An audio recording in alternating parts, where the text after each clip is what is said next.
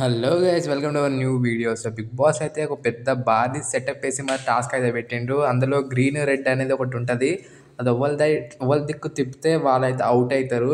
So ఇది కొంచెం మొత్తం ట్రిక్కీగా ఉంటుంది టాస్క్ మొత్తం చూసేసరికి. క్యాప్టెన్ ఓరైలో కూడా ఈ వీడియోని చెప్పేస్తాను. సో వీడియో అయితే ఎండ్ వరకు అయితే చూసేయండి. వీడియోని అయితే తప్పు కూడా లైక్ చేయండి. మంచి ఎపిసోడ్ అందరికైతే.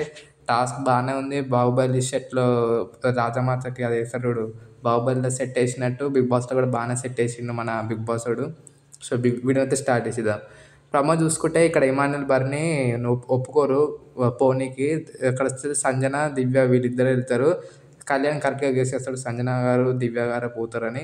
పోయినాక కళ్యాణ్ ఇంకా దీవెన్ పవన్, రితు, సుమన్ శెట్టి వీళ్ళిద్దరు డిస్కస్ చేస్తున్నప్పుడు తర్వాతకి సుమన్ శెట్టి అందరూ ఏకం కలిసి కళ్యాణ్ని చాయిస్ చేసుకుంటారు. కళ్యాణ్ ఒక్కడు పోతాడు.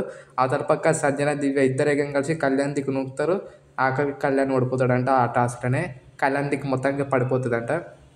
సో ఇది కలిసి జరిగింది. అలానే అందరూ పోయి అందరూ ఓడిపోతారు. ఓడిపోయాక లాస్ట్కి రితు అండ్ సుమన్ శెట్టి మిగులుతారు. వీళ్ళిద్దరిలో దిక్కే బయటకి వెళ్ళి చూసారు కదా వాళ్ళు పనుల నుంచి.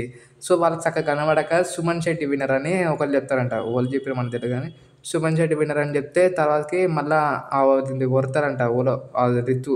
వర్రి నేనే నా దిక్కు పడ్డది, నేనే వేసిన సుమన్ శెట్టి కంటే లాస్ట్కి సుమన్ శెట్టి అవుట్ అయ్యి మళ్ళీ రితుని విన్నర్ చేస్తారు. సో ఇలా క్యాప్టెన్ రితు అయింది.